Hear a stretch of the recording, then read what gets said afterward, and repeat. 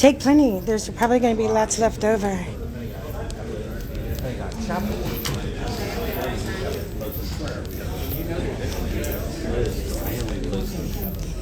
5,000 people probably. Hi, Susan. She can't see. Where is she? Where would I stand so she can see? So I can wave to her. I got you. I'm just going to wave to Susan. That is cool. Thank you. Thank you for coming today. Oh, yeah, thank you. I would like to talk as I have the head trauma and I've got these hemogenic migraines. Yes. Have you signed in? Yeah, I'll get to it. I'll let you get on with the meeting, but I'll get to it. Yeah, it'll come around. So yeah, most definitely. I'm working with the directors of the neurology. Where's your name? My VA code, Salas. Here's my VA code. Okay, do make sure we have. Oh yeah, they're familiar with who I am. So yeah, we're definitely gonna hook up because I think it needs research. My injuries mimic the IED injuries, but mine happened in '82 by a drunk diplomat. Yeah, that's a photo. Hit in the chest, the head, just like that. And now the Desert Storm Persian golfer hitting there 30 years. And then another one's 20 and 10, and there's the maladaptive disorders that go with the TBI. And so I'm trying to make sure they establish something for the long term, but now it's chronic. Be sure and talking. Are you coming back? I'm right there. Okay. Yeah, she's here. Okay. Yeah, we serve food because it keeps people quiet because their mouth is full. Oh, wow. That's the idea. Yeah. Robin, I'm working this. Oh yeah.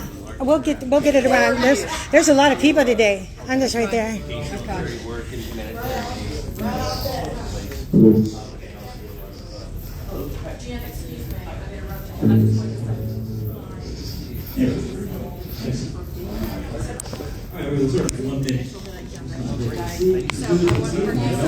I didn't sign up for that one. Oh, I did sign up right there. Yeah. Okay. All right.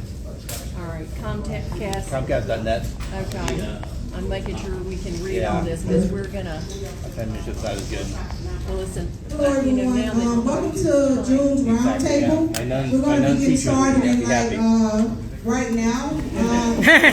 So for everyone quiet down so we can go ahead and get started, please. Dialogue around the world, bringing different groups together, Okay. Morocco and all of Should be able to. So for June Roundtable, we just want to give a special thank you to the National Headache Foundation for coming and sponsoring today's webinars as well too. We're going to start off with our leadership welcome and updates as well too. Can you guys hear me? Okay. All right. Thank you everybody for coming. I'm Elliot Stingo. I'm the director of the office. I'm joined here today by my excellent staff that makes everything possible, and appreciate everything we do to get these roundtables together. I just want to give you some updates on what the office does, and then we'll roll into the real content of the roundtable. But our office is here to provide services, programs, and outreach to 30,000 veterans in DC through the mayor's funding and her initiatives. So we have claims. So if you are a veteran that needs your claim done, we can assist with that. So one of our claims officers right here, Stuart Lee, raise your hand. A future claims officer, Val Williams. So they, they're experts. They can help you with your disability claim ratings, all that stuff. Since we started this, we have about 299 claims completed, about 4 million coming in every month of recurring. So that compounds and it adds, and that's what we're here to do, get veterans the benefits they deserve. We also have Vets Rides. Vets Rides is a CAD program that any veteran that makes under $45,000 or recently unemployed can get 10 ride vouchers a month. We'll put all that information is on those one sheets there, and we'll make sure we have it in the chat box as well, how to sign up for all the programs and who to speak with. But we've done 16,833 rides since January 1st. So the program's going very well. We'll take you anywhere in the district, 7 days a week, 6 a.m. to 10 p.m. And then the Pathways to Work, that's a program that's really coming back. That is for any veteran that's had a lot of towing, maybe booting on their car, and they need to get a license because it's been suspended. We work with CCU. We help you get a negotiation on that price, get that price down so you can get your driver's license. So we've had about 107 veterans successfully go through that since 2018. But the goal is simply to get that veteran their driver's license back and to figure out how to deal with all the towing and booting costs. And finally, a bill that We passed years ago, got repealed, we got it back in, and now it's finally active, and this is the first year the program's up. It's the Disabled Veteran Homestead Property Exemption Act. So any veteran that's 100% disabled or unemployable, the first $445,000 of the property value will no longer be taxable if you apply for the program. We've had over 100 veterans apply. Stuart's been doing a great job helping us run that one. And so basically, if you're a veteran that's 100% permanent, total disabled, or unemployable, and you own a home, please go to our website. The information's there. The application portal is through our website. You can sign up, and it goes to the Office of Tax and Revenue. You can work with others and get that property tax rate for you. And then finally, 4th of July is coming up, so I invite all of you to come march with us at the Barracks Parade on July 4th with the mayor. We'd love to have you with us if you want to be in the parade with us. Mr. White's been every year for many years. It's great to see you, sir. So if you're interested in that, we'll put information that you have register, but you can just show up at the barracks, Marine Barracks, south end of the Marine Barracks on 8th Street, Southeast. People at 9:30. You go at 10, and we'd love to have you. And those are all my major announcements. We'll put that back in the chat. I have to go deal with some internal, good internal things downstairs, but I'll be online. And I'll turn it back over to Fallon and the team. Thank you so much, Director Elliott.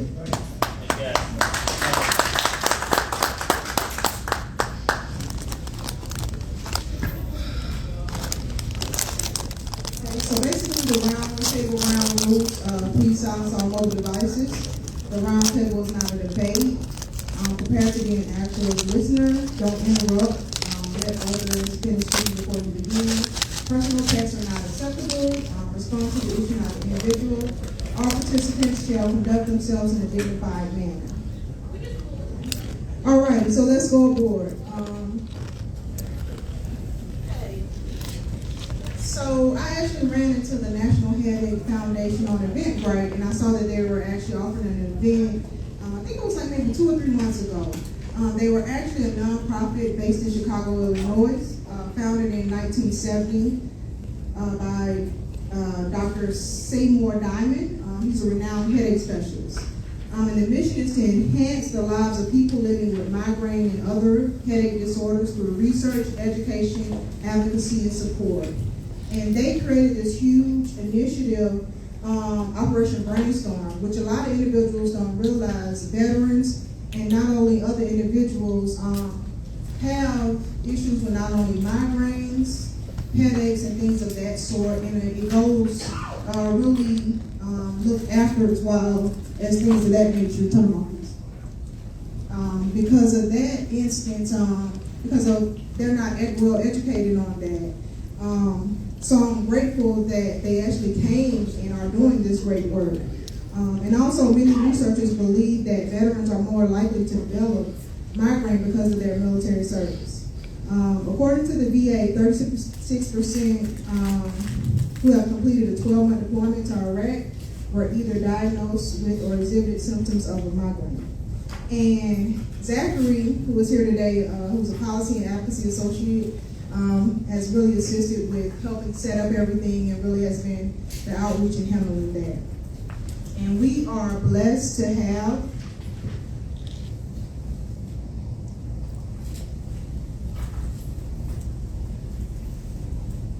Dr. Jan Lewis Brandis. She has an amazing background. She served as assistant clinical professor in the Department of Neurology at Vanderbilt University. She's the founding director of the Nashville Neuroscience Group.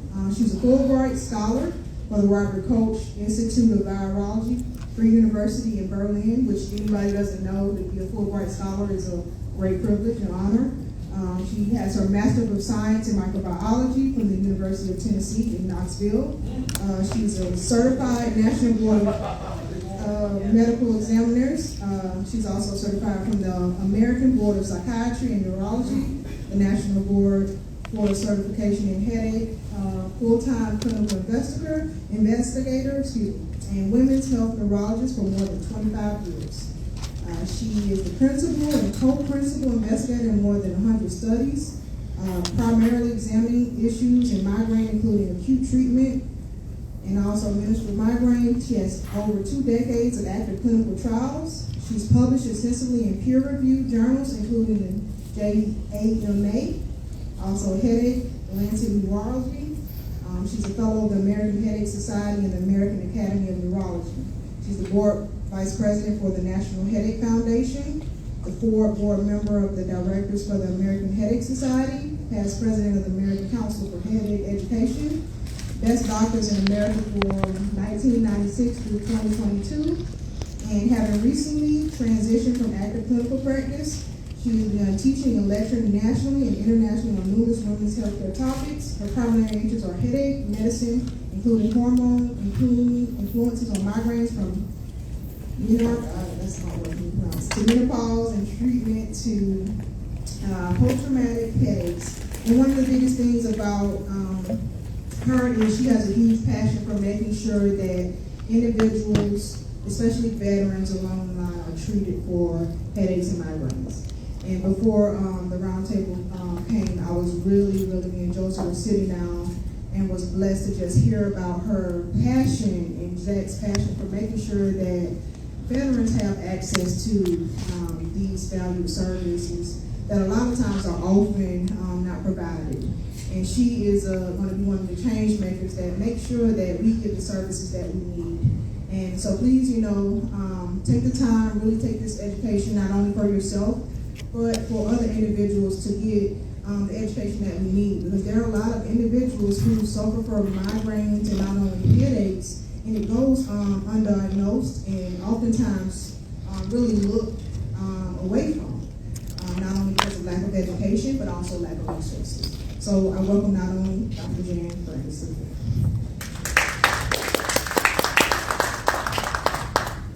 Thank you so much. It's a great honor to be with you all today. Zach and I are very appreciative on behalf of the National Headache Foundation for your attending. We had just a great orientation with Fallon and with Joseph, and it's very exciting to be with you because what we hope this will be is a partnership, certainly starting in DC, but trying to connect veterans who have issues with headache, who suffer from headache, with the resources within the VA system that can really help change their lives. I think that's one of the things that we see across both the states and the United States. We see that migraine as one of the most disabling headache disorder of the primary headache disorders. We see that the disability is really quite high, and those are individuals who don't have the additional issues that veterans have. Can you speak up just a little bit, please? Yeah. Thank you. Is there a way to this is really high tech. Yeah, I know, right? I love that. You're at the mayor's office. So I think that one of the things that when we started Operation Brainstorm, it was really designed, we were going to do these listening sessions, and we were going to try to listen. And so what we hope will come out of this today is we'll not only have listening, but we hope to do a large part of the listening so that you can tell us from your perspective, whether you're here, Jen, whether you're here as a self-advocate or whether you're here advocating for a larger group of individuals. That may be your family, that may be an institute like Dr. Alexander. So there may be a larger group, but please sign up the sign-up sheet. Sign on the sign-up sheet because we want to stay in touch with you. And we're very grateful, there's Mr. Lee, we're very grateful to have Mr. Lee and Fallon who are really going to help people see that they begin the process of access. And then part of what Operation Brainstorm, I think we sort of evolved with this, is that it's very clear that you can't go to the website, you can't go to the web, and then Google headache, and Google migraine and veterans, and click on something that pulls up where headache care is available in your area, and then click on that and get to the resource that you need. That may be a physician, that may be a nurse practitioner, that may be a fully integrated program. That, in the United States, everyone, does not exist. And that is despite large appropriation and reappropriation appropriation for the Veterans Administration Centers of Headache Excellence. Despite that appropriation, what we have discovered in our work with moving forward with Operation Brainstorm is that there's a huge, I won't say a disconnect, because that implies it was connected and stopped. I would say there is a non-connect. So it's really not connected. So we really value ways that you think we can do a better job of this, and we hope, and we have, I'm like, I only have one grandchild, so I don't have enough to do, right, with headache and one baby. I've adopted, I'm just telling you this, Fallon and Joseph. We're going to co-opt them as being part of our team. And we're very appreciative to Mayor Bowser for putting this together. So with all that said, you can tell I'm an old Southern girl from my accent, so you never know when to stop talking. So these are my conflicts of interest. None of these are really valid now, but these are companies for whom I did clinical trial work. And I think one of the messages that we desperately want to get across to individuals who have headache is that you are not alone. And if we look at the numbers, particularly related to the military, the number of soldiers that you can see here diagnosed with migraine for the first time increased about 30% between 2001 and 2007. So within the past 20 years, we've seen that jump, and that was something, that data comes from the Surveillance Center of the Armed Forces. And during combat operations, and this data, of course, is continuing to come in from combat operations in Afghanistan and Iraq, in male soldiers, look at this number, in men, the incidence of migraine increased 60% within that window that we just talked about, 2002 to 2007. And part of what is felt to be included in reasons for that increase of 60%, are traumatic brain injury, as crimes, burn pit exposure, post-traumatic stress disorder, and there also may be contributors from other trauma, so adjunctive trauma. So maybe a person didn't have, a veteran didn't have head trauma, but maybe they had an amputation. Maybe they had another part of their body, their systems, that was injured. So this polytrauma can be part of this post-traumatic syndrome. So if you think about migraine, in large part, I would say in the United States, not within military groups or within groups that have had more experience with that and with migraine in particular, migraine is often thought of as a woman's disease. And, it's that tall, thin, scrunchy type woman that doesn't get along with other people, all those kinds of stereotypes and myths. The reality is that migraine is genetic. If you have one parent who has migraine, you have a 50% chance of the child that their child, that person's child having migraine. If you have two parents with migraine, you have a 75% chance of their child having migraine. So it's a genetically based biological disorder. We're increasingly understanding often through NIH research and other investigators, the pathophysiology involved in migraine. But if we think about the hormonal role that migraine plays, that's disproportionately represented in women, and that's why the numbers are higher in women. About 18% of U.S. women have experienced or have migraine. That is compared to about 6% of men, and those are U.S. population numbers. Now think about that last point. So the incidence of migraine among male soldiers increased 60%. That is not coming from estrogen. So that's a breathtaking increase in migraine in those men. So just to think about sort of the incredible burden of the disease. So what accompanies veterans' headaches? So Fallon, she really permanently adopted now, because she didn't read her mind, she just changed the slides. So if we look at who is getting care in the VA system, there are about 2 million veterans now. And these, the numbers always lag a bit behind what's happening exactly now. But about 2 million veterans who get care in the VA have headache. And that includes migraine, but certainly it includes chronic daily headache, post-traumatic headache, cluster headache. So it includes, that's what we were just talking about, headache care. 64%, so 2/3 of them have other sources of pain besides their head, and I think you all are very familiar with that. I've heard 3 people since I've been here who've been chatting talk about sleep disturbances and needing referral to sleep specialists. And certainly we know that, and I think the number is probably higher than that, but you can see the number that's reported is about 18% of veterans receiving care for headache in the system have sleep disorders. And certainly we know that when you don't have adequate sleep or when you don't have restorative sleep, that is a trigger, a major trigger for migraine. And lastly, when we think about veterans who have headache, certainly there are many other factors that involve that make veterans have a particular susceptibility to very disabling headache because they often have other conditions, post-traumatic stress disorder, depression, mental health concerns. And one of the things, so it's that migraine and depression and anxiety have what's sometimes referred to as a bidirectional comorbidity.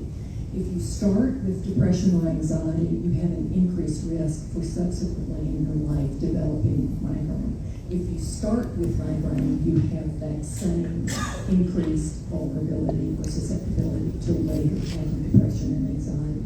So it's that was described by the University of Michigan researcher 40 years ago. So that's a bidirectional vulnerability. Then when you add in the kinds of things that soldiers are exposed to, when you add in post-traumatic injuries, when you add in polytrauma, when you add in other medical conditions, when you add in other exposures, is it any wonder that we see the suicidality issues in veterans populations? And what happens if you have major depression and let's say you have bad migraine? What happens to you? Are you going to go out and apply for the homestead exemption that you can get? No. You don't feel like getting a job. You feel hopeless. You don't want to get out of bed. You don't want to do all these things, and you're hurting. So it's no surprising that we often see the spiral into sometimes homelessness, certainly into disastrous mental health deaths.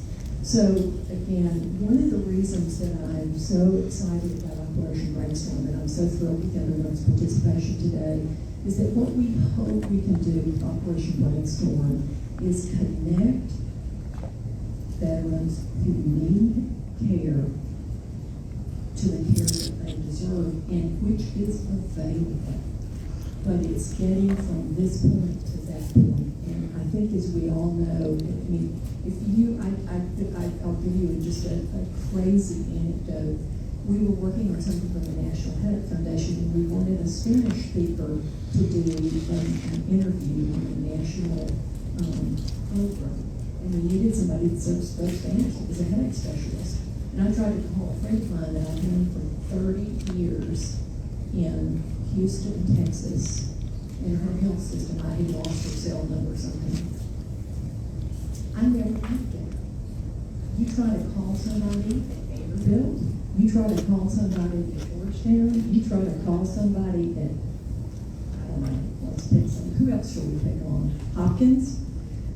You try to call somebody at the University of Washington? Good luck. So part of what, and I really mean this, part of what we want to do with Operation Brainstorm is work to create a system within the Veterans Administration where we can really get people in and to access the kind of these headache centers of excellence.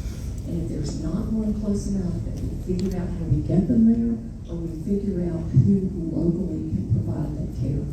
Because it is hard just trying to do pre-authorizations, trying to find out what your benefits are, trying to find out how you do these things. It is just, I think, overwhelming.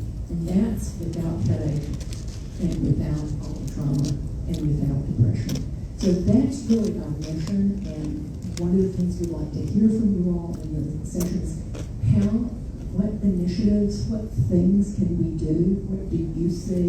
We've heard a lot from the mayor's office today. I'm very excited about moving forward with some of these things, but it's really important. So how do you can't be treated for any disorder unless it's diagnosed. And so the first thing is it needs to be an accurate diagnosis.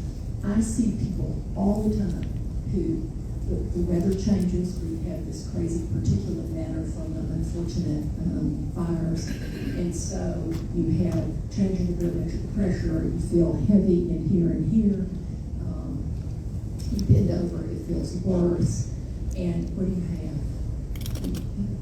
That's sinus headache, right? And so you take sinus medicine. I have a next door neighbor here who was treated. She's now 60. She was treated for 30 years at academic medical centers for sinus headache. And finally, when she got into menopause, somebody said, I don't think this is sinus. Your sinuses are fine. If that can happen to a woman, we often identify someone who had good access to medical care, reasonable insurance, and who did not have body trauma. What happens to that veteran? What happens to that person? So accurate diagnosis is absolutely key. So we have to get veterans to someone who can make that diagnosis. So again, I think this is true of veterans, it's true of many people who they feel like, they just don't feel heard. They feel like nobody can help. If they try 2 or 3 things and maybe they've not been the right things and they don't work and they feel like no medicine's going to work, no one listens to me. They get sent from one doctor to another doctor to another doctor, or one caregiver from one clinician to another. I think all of those things can happen. And you can see these are all statements that have come from veterans. I've never seen anyone who understands headache. That is part of our mission, is to change that. We want someone who has headache to see someone who understands headache. Where do you go next? Well, local resources, the Washington VA Medical Center, there is a center of excellence here. It's sort of a multi-location center. Who in the room knew there was a Washington, D.C. Center of Excellence for Headache? Okay. They got a headache clinic too. Ms. Salas, you are the only person in this room who knows who. That's why I'm here today. Well, thank you. So we want to hear from you. So that's the local resource, and trying to connect with that is not easy. Again, that's part of our mission with Operation Brainstorm. There are some other people who are listed, and we'll go on to the next slide. We've got some other people who are listed. Let's talk a little bit about the attacks themselves. I gave a talk once a long time ago, and I used the diagnostic criteria for migraine because when I teach the Vanderbilt medical students and some of the nursing students I get to work with, PA students, I think it's really important that everybody know how to diagnose migraine. So this is going to be our crazy little tutorial on diagnosing migraine. If you have migraine without aura, 5 attacks that are stereotypical. And the headache part of migraine is just one part, isn't it? Because you can have aura, about 20% of patients have aura. You can have what's called a prodrome, where you crave chocolate or you crave salt, or you yawn, or you get a burst of energy, or you feel disproportionately fatigued. Then you may have aura, 1 in about 4 or 5 have it. Then the headache. There are 4 characteristics of the headache of migraine. And if you leave with nothing else about the headache part, there are 4 characteristics. You have to have 2 to be diagnosed with migraine. Anybody want to comment on what they are? We have some migraineurs in the group. What are the characteristics of migraine? The headache. Interestingly enough, location doesn't seem to matter. I didn't hear what you said. What doesn't matter? Location. Location. Doesn't seem to matter.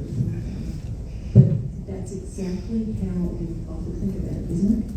It's, one thing is sightedness. 60% of individuals have unilateral or one-sided headache. Now, what does that mean? 40% have bilateral headache. And Madison Avenue, does anybody even, anybody remember that all the advertising? I think that probably everybody's probably working from home now, so it's not Madison Avenue. But they convince us that one-sided headache is often sinus headache. But 40% of people have bilateral headache. That's a major cause of misdiagnosis in men. Because if they have bilateral headache and they don't have aura, and it's triggered by a change in barometric pressure, and they bend over and it's worse, the diagnosis is almost always sinus headache. So unilaterality is 60%, moderate to severe. I always tell the Vanderbilt medical students, if I ever see an emergency medicine note on somebody that came to the emergency room at urgent care center, and you have signed off on tension type headache, I'm going to cut one of your fingers off. Because migraine, and that doesn't mean every attack is severe, but migraine is a moderate to severe headache. Pulsing or throbbing, and probably the other really important criteria, and I think it's important for everybody to know this, because if you're chatting with somebody that you sit with, or you're in a meeting with, or some veteran that you're working with, headache that's made worse by routine activity, and that may mean bending over to tie your shoe. That may be, Joseph, for you, it might be bending over to get your pick up your plate. You might be walking up a flight of stairs. It's not major routine activity that makes the headache worse. And then they only have to have one of the following: nausea and or vomiting, light and sound sensitivity. Did I do something? Magic stuff here. And let me just say that the difference with tension type headache, which gets a lot of attention and is more common worldwide, but that's not what gets people in trouble from a disability standpoint. Tension type headache is shorter. So migraine lasts 4 to 72 hours in adults. It's a little shorter in adolescents, which would be important in an active military where you've got people in late adolescence. Tension type headache, again, 10 attacks, 30 minutes to 7 days. That's usually the band-like headache. That goes around your eyes, moves through that. Bilateral, not pulsating, mild or moderate. So tension type is not severe headache. It may be aggravating, but it's not severe headache. And here's the big separator. Tension type headache is not made worse by routine activity. This is the end of your day. You come home, you are at home, but you put on your tennis shoes and you go out for a walk, or you go out for a run, or you stretch or do something like that. And that headache gets better. That's tension type versus migraine. And those patients don't have nausea or vomiting, or they may have photo or phonophobia, light or sound sensitivity. So again, just those simple, just those simple diagnostic criteria, I think make a huge difference. I cannot tell you how common misdiagnosis of migraine is. I see people that we recently had a session, an Operation Brainstorm session in Omaha, and in Tulsa, it was in Tulsa. And at that session, somebody came up afterwards and talked about the visual aura that he had. He said, I tried to explain that to my doctors. This is a veteran who said in his 70s, I tried to explain this. Nobody's ever understood. Nobody's ever gotten it. And that's what we hear over and over again, which is why I think one of the things I love is having everybody having a concept of the basis on which we diagnose it. So these are just lots of things, and I want you all to probably do these. You know, the last one I think is particularly poignant. It says, I was shot in the head in Vietnam in 1969. The VA didn't recognize that right away. I was getting headaches continuously. This went on for several years. Finally, I got to a doctor that knew how to diagnose it. And he said 30 years before he got to that particular physician. And then he says, you know, maybe I just got the wrong doctors, I don't know. Finally got into the TBI clinic, and that's when my health came through. That's one of the goals of Operation Brainstorm, is not having somebody have to wait 30 years to get treatment. And I will tell you, it's not that great in the private sector. We have long delays in diagnosis, but I think it's even harder within the VA system. So let's go to alternative therapies. These are often important, particularly for people who are still active in the military, but they may be important for veterans depending on what kind of job they do. So there are non-pharmacological therapies, biofeedback. There are newer devices. One just got approved the other day. These are external devices that are used to try to change the trajectory of an individual migraine. And in some cases, if you use it frequently enough to change the frequency of migraine. Again, these may be particularly useful for reducing severity or interrupting attack, but I will assure you there are no panacea. But for the headaches and spasms, they may be adjunctive therapy. And now we can look at some of the other pieces. So here's just a description. There's some that work on the supraorbital nerve, which is here. You often see people with migraine pushing on that. So you can, those kinds of things. So there are others that work on the vagus nerve. Others, there's occipital stimulators, which are placed in the back of the head. There's one that's strapped onto the arm and it can be modulated by the patient. And then there is something called transmagnetic stimulation. So there are a lot of different resources. And again, that's just to sort of give you the list. And when you think about most of the time, the most important components to headache management are really making sure that opiates are not part of the care. And that's been a huge issue both in the public and in, I think, the veteran system, because when narcotics are used for other kinds of pain, often patients get addicted, and then if they have migraine, they may go on to develop medication overuse headache, and then it begins to be this complete spiral. And part of that is, part of the way we get away from that is by using medications that are specific to migraine. Again, working on self-care and those things, we know that there are many triggers for migraine. They're not causes, they're triggers. And so dark glasses, wearing sunglasses, making sure that things are not extremely loud, not a lot of scents. So not being around highly scented flowers or a person next to you that wears some incredible perfume. Those kinds of things, regular sleep, hydration, not missing meals, exercising regularly. Those things help any chronic disorder, but they're really important in migraine. And then, if stress is playing stress is a major trigger, making sure that that person has access to supportive counseling or supportive therapy. And I think those are the kinds of things that are sort of that underpin migraine as a chronic disease. But again, they're not everything. So for most individuals with migraine, I would say that we always start with acute therapy. And migraine is about the only neurologic disorder where patients start their own treatment, right? They go to the pharmacy or the 7-Eleven, the convenience store, or their family medicine cabinet, and they take what they find. And so they take it and they try it. If it works, they're never going to need Operation Brainstorm or the Headache Centers for Excellence or a neurologist or a headache specialist. But those people don't show up needing headache. They don't spiral into chronic daily headache. So if a disorder like migraine or post-traumatic headache is not treated correctly and aggressively, it can spiral into daily headache. So it moves into chronic daily headache. And in the U.S., looking at U.S. numbers, not military numbers, but in the United States, 1 in 4 individuals has chronic migraine, chronic headache, or some form of chronic daily headache. So it's a major public health issue, and certainly very important for veterans.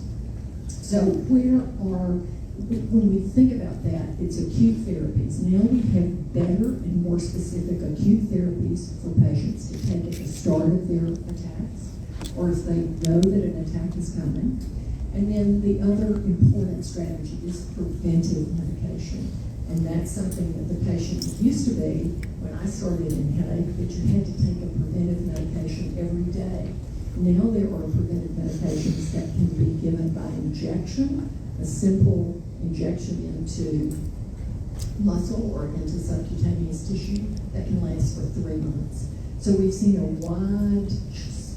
sort of a wide spread in data from clinical trials, and now with FDA approved choices for migraine. One of the interesting things about that is, even though we now have the first generation of migraine preventive therapies that were specifically for migraine, it's often a problem to access them because of cost. So that's why it's important to have someone with a headache specialist who may have sort of more expertise in being able to get those medications, and to making clinical trials for those individuals an option. Because one of the things that we see in clinical trials, and I've had the opportunity, or I should say the privilege, to work in acute and preventive drug trials for 25 years. And you know who constitutes the vast majority of patients who choose to go to those clinical trials for migraine? Veteran. White women. Oh. White women, average age 41. 90% of the clinical trials in migraine are in white women around age 41. And just lest we think that they're not, I mean, they need to be in those trials, but we need many other groups represented. And the average age I did all the new preventive trials for migraine. And the demographic groups for the U.S. for those numbers, the women who were in the chronic migraine trials, which is 15 days or more a month of headache, that's a lot of headache, so 15 days or more. For those women, they had on average chronic migraine more than 15 days for more than 10 years. And they had all had a 20-year history of migraine. So just think about what those numbers would be like if you think about that earlier slide where we see that 60% of male soldiers between 2001 and 2007 have had, or 2002 to 2007, have had this marked increase. So when we think about that, we need to have places where people who want to participate in clinical trials are able to do that, because that will bring us to the point where we really can have medications that work in all groups of patients. So what we would ask of you today, and then we want you to ask of us too, but what we would ask of you is that you remember Operation Brainstorm and the National Health Foundation, and that you look at our website, which we're working on. We would like for you to remember that and to engage with us. Please sign the sign-up sheet so that I promise we will not drive you crazy, but we will give you access to information on that. And then give our information to those contacts of yours, whether personal or professional, who you think might benefit from this information. And then we are going to work in collaboration with the Mayor's Office on Veterans Affairs and others of you in this room to try to make a pathway for accessing headache care in the District of Columbia. And then we're going to try to take that and move it across the United States and work with the Centers of Excellence for doing this. Because what matters to us is that we don't have someone who has served our country who is suffering with headache, often with other psychiatric comorbidities, and often with other traumas, who is not doing well and is spiraling downward simply because that individual doesn't have access to care. That care is there. We have had the appropriation for these centers of excellence. But you know, you can have the best center of excellence in the world, and if someone can't figure out how to access them, it really doesn't matter, does it? It's all about individuals and seeing that they get the care that they deserve. And I'm going to, right now, the system is set up so that it requires a referral into the Headache Center of Excellence from a VA primary care physician. And that, as you can imagine, is a problem. Because if you have, let's say you have a primary care physician in the VA system who doesn't know about the Headache Centers for Excellence, or is not particularly interested in headache, or maybe the vendor doesn't even know to ask about it, you can see how that can, shall we say, not work. And so Congress has appropriated all this, but it's really interesting. I think it shows that, there's no substitute for, and I use this term, hopefully forgive me for using it, but like boots on the ground. It's like the person who can help someone find help. It is the person in the so-called trenches. And here they're not the kinds of trenches that our veterans have served in, but they are the trenches of those of us who care about people who are suffering from headache, and who have, in this particular group, who have served our country and who deserve having the kind of care that is available. So I'm going to stop with that. I think we may have one more slide that has some additional resource information on it, so maybe not. But again, I am happy to chat with any of you about any of this afterwards, but I cannot tell you how much we appreciate being invited to come today by Alan. Joseph, it's really thrilling to be here, and I'm convinced that we can make a change with this. I am committed, the National Headache Foundation is committed, and I believe we can do this. It's not a desperately complicated approach, but it requires systematic and stick-to-itiveness and perseverance. So, yeah, Ms. Ellis. Yeah, can you explain the difference between the thing for excellence and headache clinic? Because neurology will refer to headache clinic. And if there's another program outside of that, this one that you're speaking of, how are we going to do that? The referral from the neurologist? Are we with a VA neurologist? Yes, at the headache clinic. That's why I said I knew about the program, but they're not really connecting what you're talking about with the headache clinic, if that makes sense. That makes perfect sense. If Thank you asked you. me that a year ago when we were working on this, I would say, no. Yes. Because that's part of the problem. And I'm certainly not suggesting that an individual VA cannot have a great headache specialist and offer great care. But what I am trying to say is that there are these centers where they have money to provide sort of multidisciplinary care. So you not only see someone who gives you acute and preventive treatment and works with you from that standpoint, but they may also find that you benefit from physical therapy, or you may need physical therapy and you may need supportive therapy. And you can get all of those different things. So there may be someone who needs maybe neuromodulation. So it's this integrated program that has funding. Not every VA headache center will have that. The Centers for Headache Excellence are designed to have this more comprehensive, sort of multimodal, if you will. We'll talk after and I'll get the information. But you can't tell, Zach and I can't tell, and we've worked on Right. this a lot. You can't plug in to, if you Google the Headache Centers of Excellence and you click on the one in Nashville, Tennessee, for example, you don't get anywhere. You don't have a name, you don't have a number, you don't have any of those things. So you don't know what he said to me. So you learned from him, I was very new to headache, and he said, well, you have to remember the headache clinic at UCSF is just me and a pencil. I was always struck by that.